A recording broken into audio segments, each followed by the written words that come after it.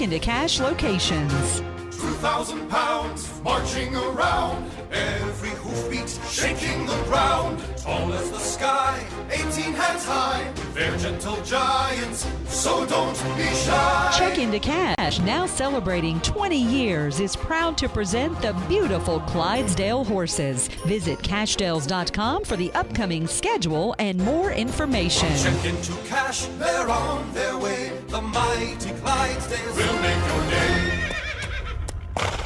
Failing and has failed. You're listening to Backfire with Steve Hickson. And when you laugh, make sure you laugh to the minority kids who've seen their unemployment skyrocket. 5553 to join in on the conversation. Now, back to Backfire. All right, we're back in the studio. Everybody's calmed down. We're ready to go. Not really. You're not ready to go? Not calmed down. I've got a question. General Motors is in hot water right now with their criminal cover-up on these automobiles. What happens if the lawyers put them in a place where they could have to go bankrupt? Well, first of all, I don't think there are enough of those cases to produce that result. Fortunately, it's a terrible thing that they did. Wasn't the government in control for a long time during this? No, most of it's pre-bankruptcy. Yeah, but there's some. But it went on and was covered up since then. There's an argument going on. There's an argument going on. I'm not standing up for General Motors. I'm not suggesting there's that. an argument going on now from the lawyers, from what I understand. They're saying that General Motors does not need to be held liable for the cover-up that was going on before they filed bankruptcy. Well, there's two issues here. The first is whether there's criminal conduct, and that's not affected by this at all, number one. The second one is, and I'm not saying I support this, but that's just the issue that we're talking about. Generally speaking, when people go into bankruptcy, one of the things that they're doing is discharging old liability that they have. Yep. Now, the argument on the other side is you may not be able to do that if it's a result of some fraudulent or intentional conduct. Right. Okay? And that's something that'll have to get sorted out. That's the argument that's been made by some lawyers in a bankruptcy court. So, under this scenario, what you're telling me is that General Motors could be drug into a lawsuit where a cover-up was being done before they filed bankruptcy. It could be. It's possible. Okay. So if whether it'll happen, I don't know, but it's possible. So then, if they had gone ahead and gone bankrupt, and everything dissolved, and then new owners had taken over, there wouldn't been any liability there? Well, there would be no GM at that point, but presumably there would be no such company anymore. It'd be gone. Right. But new owners might have actually come in and seen the problem, and since they would be trying to reestablish the business, they would have maybe fixed the problem. But the government was in charge instead of new owners. Well, no, there would be no Chevy Cruze. Why didn't the government disclose this? They took over the company. They were running the company. The president himself was appointing the leadership of the company. The CEO of the company has testified in front of Congress. Now that would be. They didn't know. But wasn't that someone that the president basically appointed? No. Franklin, he took over and basically said, "This is who the new president's going to be." No, John. This is somebody who's been on the job for less than a year. He's not to blame for anything. So no, that is not. That's completely an inaccurate statement. Franklin, he appointed the president when they took over. When he interjected John, himself in the bankruptcy. the person who testified in front of Congress has been there just a year. I understand he didn't that, appoint Franklin. them. But guess what? The The cover-up has been going on for years. Under the previous guy that the president appointed. Why didn't the president's man did not fix appoint this? the president of GM. He effectively did, and you know that. Effective? No, he didn't. Franklin, you make this stuff up. He injected himself into the bankruptcy of the. People wonder why I get kind of crazy on here. Franklin, it's because you make these stuff up. There's no truth to it. Did the president actually craft the bankruptcy of GM? The president? No. Oh, okay. Well, I guess I forgot all the arguments we've had for the last 2 years about how it wasn't allowed to go through the normal court process because the president actually did go through the normal court process. No, it didn't. The president. That's part of your myth, also. Franklin. It went through the bankruptcy court. It was approved by the bankruptcy court. Did the president insist that the unions get their money while the bondholders were actually taken away? The president also insisted. So, in other words, he did interject. So, in other words, exactly what I said, he interjected himself in the bankruptcy process. And my point is, Franklin, the government has had a hand in this since the bankruptcy happened. The cover-up continued for years after the bankruptcy. So the government, quite frankly, is a good bit of the blame here. That's total nonsense. All right, let's Total talk about. There's no connection to fact there. Okay, whatever. Well, I guess they're incompetent and couldn't find In out other what words, the cover-up was going on. in other words, I'm going to make you a bet right now. I bet you General Motors will not go bankrupt. There's no threat of bankruptcy. We're not talking about going bankrupt. No, there's talk about it. They're talking about it could drive them into bankruptcy if they prove that this was a cover-up. Fortunately, and I mean this in total seriousness, from everything I have seen thus far, this could have been a disaster for people driving these vehicles, but fortunately not enough of them were injured seriously that it would rise to that level. Mm-hmm. That's a good thing. But certainly could have, yeah. All right, let's talk about the get out of jail free card. Crack and cocaine holders coming out of jail. Now, Eric Holder has something new, some new technology that's come out. He is now recording video messages so that he can get additional news exposure. So in his latest video message this week, he talked about the get out of jail free card. Now, this is people that are going to be let out of jail that have been in there, and said there's been a lot of people wanting these people out of jail. They've been put in jail for crack cocaine use, and that, they've served enough time and they need to come out. What's your opinions of this? Well, first of all, Eric Holder can't let anybody out of jail. He didn't have that ability. Well, actually, he's letting all kinds of immigrants out of jail because of the discretion that he feels he has in enforcing immigration laws. I think Eric Holder can do whatever the hell he wants. He's doing all kinds of things, Franklin. First of all, he hasn't a president. As I remember it last week, it was 73,000 convicted criminal immigrants have been let go based on orders from Eric Holder. Anyway, what about the get out of jail free card? What's opinion on that? Well, hey, we don't want to hold anybody responsible for their actions. Let's just let everybody do whatever they want.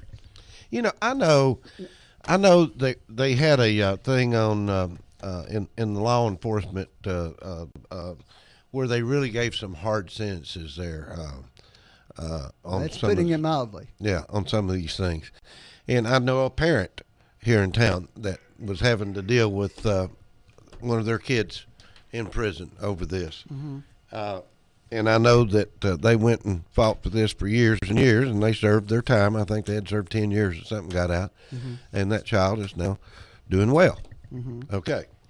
Now then, has there been enough study to know that the issue we here, should be able to do things like this? The issue here is that there's a tremendous discrepancy between the sentences that are given to certain kinds of drugs over others when they have, similar impacts on the individuals who are taking them. Look, I don't have a problem with trying to say that any of these people ought to go to prison. But my problem is Eric Holder, basically, from my opinion, is a racist. Yeah. And he goes at this from a race-based position. What he does is he looks and he says there are X number of minority in jail and there are X number of whites in jail. And if there's more minorities, then obviously there's racism involved. Well, guess what? Maybe those groups commit a higher percentage of the crimes. In this particular case, the issue has to do with the fact that there's a tremendous difference in the federal sentencing guidelines for crack cocaine versus powdered cocaine. You know what? I can fix that. I don't disagree with you. And I said that on front of it. Here's my difference with the administration. If you want to fix that, put them all in jail for the same amount of time. Don't lessen the jail time for one, increase the jail time for the other. They're criminals. They're tearing our society up. They're killing our children. Lock them away. Let's take a call. Go ahead, caller. You're live. Hey, morning, guys. Morning. Good morning. Hey, listen, John, you were there last night, weren't you, on the big debate, the sheriff's debate? Yep. Did you not remember in 2010 when Ruth ran against Lawson, a few weeks before the end of the election, there was an Obama Democrat and proud of it as it came out. Remember that by Nick Vincino? Remember all that? I think so, yeah. At the end of the debate last night, did Ruth not say, I told them not to put that in there? He talked about 2 campaign workers. At the very end of the debate, when they were talking about Nick Vincino, I think Watson brought it up. Ruth said, I told them not to put that in there. Now, the Times and the Banner ran stories 4 years ago.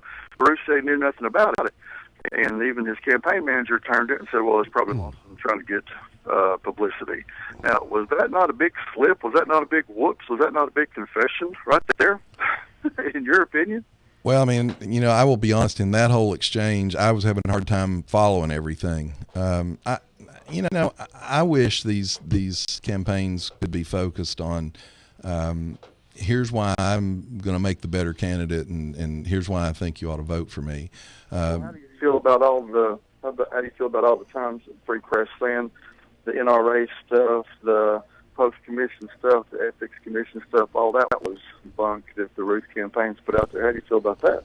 Well, I mean, like I said, I think you ought to focus on why you ought to be elected and not why someone else shouldn't be elected. Now, I'm pretty hard on Franklin, on the guy that's already been elected, the president, and that's a little different. But I probably would be happier. I was very uncomfortable last night, and I would be happier if people could just be focused on why they ought to be elected.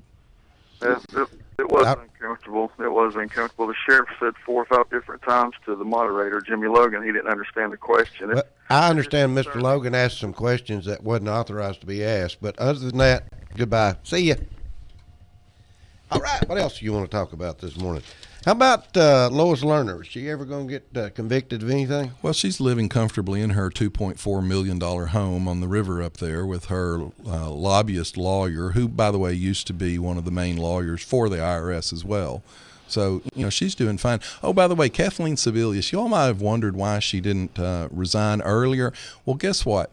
The Senate will come back into session next week, and they can't approve her replacement until they come back into session. And she said she won't leave until her replacement is approved. Well, just so happens that the day they're going to come back into session will be the day she qualifies for a lifetime pension and benefits package. Just what she needed.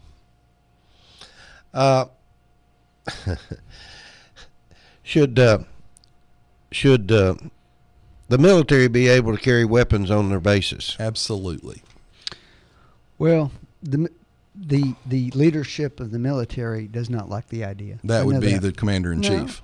No, I'm talking about the military Frankly, leadership. if you would like me to bring a list of the generals that have been purged under the Obama administration, I'll be glad to. But this happens anywhere, but it's really happened kind of frighteningly with this administration. And they purge the people that don't believe the way they want them to believe. Now, Franklin, if the shooter at Fort Hood 2 weeks ago got in and out of his car 3 different times to shoot people, he drove around the base getting in and out of his car shooting people. Guess what?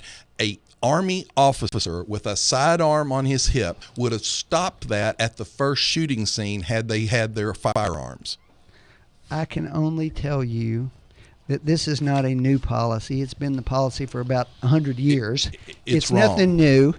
And the leadership of the military has always not been in favor of John's proposal. It's nothing to do with President Obama. Here's the difference between me and you, Franklin. It was that way when President Reagan was president. I'm against it because guess what? When President Reagan was there, don't act like this is some Obama plot to take the guns. Here's the point, Franklin. Since President Reagan has been in office till now, our culture, because of the leftist liberals, has degraded to the point where human life has no value, and we have a ton of crazies running around. And I've got 2 pictures here that are real interesting. They're both from gun control groups. One of them is actually Mayor Bloomberg's new $50 million gun control group. They both show the ends of a barrel firing a bullet. The problem is they both show the entire bullet, the brass casing, everything coming out of the barrel. These idiots don't even know the basic functions of a gun, but they're going to tell us that they know what's best for our regulation of our constitutional rights. I'll be glad to show these to anyone. Franklin, are you smart enough to know that's not the way a bullet comes out of a barrel? Pretty sure. Now, that's Bloomberg's $50 million new project, and that's how big of an idiot he is. Bloomberg's spending $50 million on an anti-gun campaign. It's going to be called Every Town for Gun Safety. Yep. A clever pro-gun group swooped in and took the name for a Facebook group before Bloomberg. Because he wasn't smart enough to copyright his name. Now then, they've got it posted on the Facebook, Every Town for Gun Safety, with a AK, what do you call it? AK-47. AK-47 with an American flag coming off of it, which got Bloomberg real tore up. Well, by the way, while we're on this, the Bundy Ranch out there where the government I'm glad you showed brought up. that up. Oh, did you? I'm glad. Yeah. Then we'll talk about that. More Harry Reid has 90% said falsehoods. on the government's part. No, You think Harry Reid? Y'all came on here last week and said these folks been wrenching this land since 1870. They've been wrenching this land since 1954. We have now Here's uncovered. the other part. Mr. Bundy got his day in court. He got due process. He lost. Like all the other He ones wants that to have been not forced off the follow land. the law. Well, wait a minute. He's a law breaker. Do you send all these federal agents out there with arms? You know, that's what you do when people don't follow the Well, law. Franklin, No. take a look at that picture. Is that what you do? Do you murder cattle and throw them in a hole in the ground? Do you punch holes in the water things? Do you tear the roadbeds I up? have By the way, zero Franklin. sympathy for By the way, Clyde Bundy. Franklin, let me explain this to you. When news helicopters were flying over and photographing the mass graves of the cattle that were killed, the FAA put a no-fly zone over the area Guess what to else? stop the flights. Mr. Bundy was given 2 years to get his cattle off the land. Here's what Did he was do doing, it? Franklin. No, he broke the law. By the way, the Bureau of Land Management also tore up the tortoise burrows that they're supposedly protecting. Only the Republicans, John, Wait a would minute. come in here Wait a and minute. spend Wait a 10 minute. minutes Wait a arguing minute. about we ought to enforce Wait a the minute. laws, and then turn around and go, but not in this case. Who's the politician that's got more to win out of this? Harry Reid. What's his issue with this? Well, here's the deal. Harry Reid is saying that the Bundys shouldn't be allowed on the land, That's but right. yet he's asking the Bureau of Land Management to give a waiver to one of his It contributors. isn't the Bundy's illegal land. it's all about him, isn't it? Franklin, It's all about Isn't him. the Bundy's land? right. Wait a It's minute. Who's going to prosper from this decision with the Harry government? Reid's illegal campaign donor. That's right. Okay. By the way, he also said there were people out there carrying automatic weapons. Once again, Harry Reid can't provide any proof of that. None of the photos show them carrying any weapons. Affirmative action. Supreme Court just made a decision that's really going to affect things going forward. And it's something that Republicans think is really good during this time.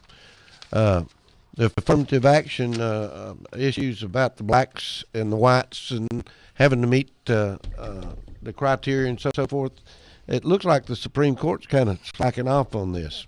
This case has been coming along for a long time. University of Michigan's been in the center of it for years. And basically, the Supreme Court has said that discrimination to remedy past discrimination is wrong. Mm-hmm. Well, I mean, this all started when they wanted to try to get more blacks in schools and make it fair and so forth. But now it's gotten to a point that it's discriminating against the whites. So now the Supreme Court looks like it's making a decision to try to level the playing field again. Is that basically it, the way you sum it up? That's the argument that's been made. Mm-hmm. What do you feel about that? Is it time? I have mixed. Past I time? have mixed feelings about it. The numbers show that since the case in California was passed 25 years ago, 30 years ago, that black enrollment at major universities has actually fallen fairly significantly. I think you can make a pretty good argument that, as John mentioned earlier, there's issues about black unemployment and so forth. You can tie employment to education over a big population like that. So I understand that. I also understand the appeal of the argument that's being made that we want to be colorblind completely. Mm-hmm. That's what we'd like to be. Here's part of the problem. Mm-hmm. It's very difficult to talk about this because as soon as a conservative starts talking about it, he gets labeled a racist. Here's the real underlying damage that this does. Whether you're black, white, or what, if you're not qualified to get into a medical school or a Harvard or a Yale, and they let you get in with a reduced standard, and then you're not able to compete because they can't keep that reduced standard. They got to produce a doctor or a lawyer or a business person who's actually capable. When you can't compete, you drop out, and it becomes the hallmark for the rest of your life. So the government, in trying to force the equality issue, actually damages people's lives, the very minorities that they claim to be helping. Well, if you have programs such as the one that's being suggested here in Tennessee, this may not become an issue. I mean, the governor is proposing essentially to have junior college available to any student. The Republican governor. Yeah. Well, you know what, John? Here's the argument here. If you want to argue that constitutionally this is the way it needs to be, then I can respect that. But that's not the same thing as saying there's not an issue there. Nobody said. Here's the problem. Frank. As soon as we say this isn't the right way to do it, the Democrats jump us and go, "You're not. You're saying there is no racism." We didn't say that. We said that that's punishing one person for something they had nothing to do with is wrong. So what I'm saying, John, is look for solutions that solve the problem in a way that meets the constitutional objections that you have. This proposal by Haslam's pretty intriguing. But frankly, I like it. The Democrats were in charge of Tennessee for 140 years, and they couldn't come up with this kind of proposal. That's the problem. They're locked into their ideology. Well, as soon as a Democrat proposes an expansion of government spending like that, like has been proposed by this governor, they get labeled as some sort of, actually, the communist money, sympathizer. This money is targeted from the lottery, which personally I'm not real fond of the lottery because it encourages people's bad behavior. And there's a perfectly legitimate argument to be made for that. But he's not taking it out of the taxpayers. In all fairness, in today's times, Governor Haslam's getting criticized for pushing this and not expanding the Medicaid. Yeah, well, he's not being criticized for pushing this. No, he's being criticized for not expanding Medicaid. But the point is, yes, Franklin, if you push this and they get a good career, they don't need Medicaid. Okay, that's a Republican idea. So in the long run, right. But that's the difference. One should go up and the other one would go down. That's the difference in Republicans and Democrats. We believe in long-term solutions. You all believe in buying votes in the short term. In the short term, 150,000 Tennesseans will go without health care this year. Well, in the short term, as far as 1965, the Great Society has not moved the poverty level one bit, and we've spent trillions of dollars. What's been labeled as the poverty line has gone up dramatically in that period of time.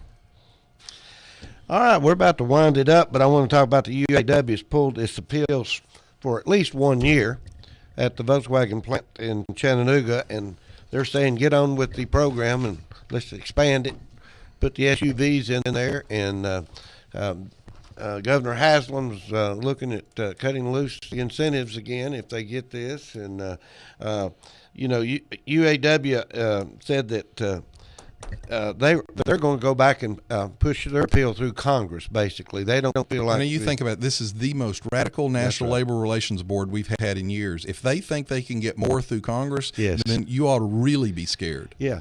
I mean, they wanted to stop this and take it to Congress. By the way, the Obama administration has announced some new rules that they're going to push through the National Labor Relations Board. They're going to take the time to hold the election down to 10 days from the day it's filed. Now, it's 30 to 40 days right now. So they want to fast track the election. And now get this, they're going to require the employers to give the unions the workers' personal information, including phone numbers, home addresses, and when they work their shifts. Now tell me... Well, doesn't the employer have that information? Because he has to, Franklin. No, but I'm saying if they want to contact them off duty, there's nothing stopping them from doing it. Let me ask you this. Let's say we elect a good conservative Republican president. Mm-hmm. I'm a big NRA member. Mm-hmm. Why didn't he pass a rule that all companies have to turn over that information to the NRA so they can ask for membership? Well, you spent a lot of time in here talking about how you wanted this election to be fair. Are the unions and how you felt like the rules were set up in a way that favored the union. They do. And this is obvious proof. This is an area where it's clear that the employer has a major advantage, right? The employer is the guy's lifeline. It's the employee's lifeline. He's not. The unions are not on equal par with the employers, Franklin. I think we could all agree on that. Well, let me ask you a question. Are the unions a government organization? Of course not. Then how can the government order a company to we're going to randomly say that private organization has access to all the workers' personal information? Well, the personal information isn't their Social Security. It's their home address. Okay.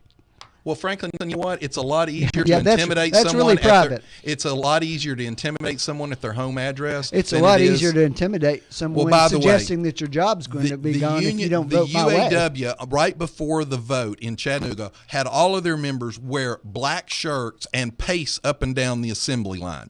That's the kind of tactics that the union uses. And this president is now going to empower them to do even more. What do you think, Franklin? You think we ought to call it a day?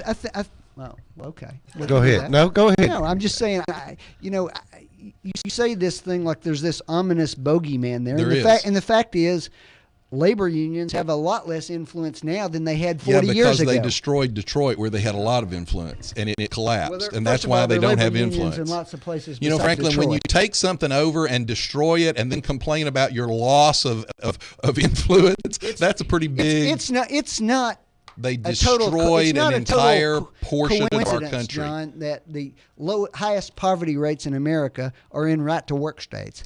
That's a fact. You know, so you act like it's this terrible thing that they got. No, wait higher a minute, wages wait a for. minute. True.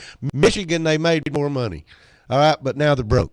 Now they got nothing. You know, Chicago, they got problems. They're not broke. All these places that have make all this money, they're going broke. They can't pay the benefits anymore. So maybe we're better off. We can plow our gardens down here and eat our potatoes. That's right, and die faster, By and have the more way, heart disease. Well, that has and have all nothing sorts, to of course do it with does. right to work. And by the It has way, something to do with there income. are. By the way, there are 4 counties in insurance. Alabama that voted heavily for Obama that have more registered voters than adult members of the county. Wait a minute. I want to give us our Easter message again. Go ahead. And the story of Easter and my message for this Easter season is no matter what unearned suffering you go through, that if you know you can rise above it, don't become like the diseases that you fight. As I looked at President Obama at our convention last Friday, with all he took, he's been able to rise politically again. I'm not comparing him to Jesus, but I am saying that to every crucifixion, there is a resurrection for those that believe. And that's our message from Brother Al. That's our message from Brother Al. We'll see you next week. You've been listening to Backfire with Steve Hickson, John Stanberry, and Franklin Chansey. Catch them again on Whoop FM.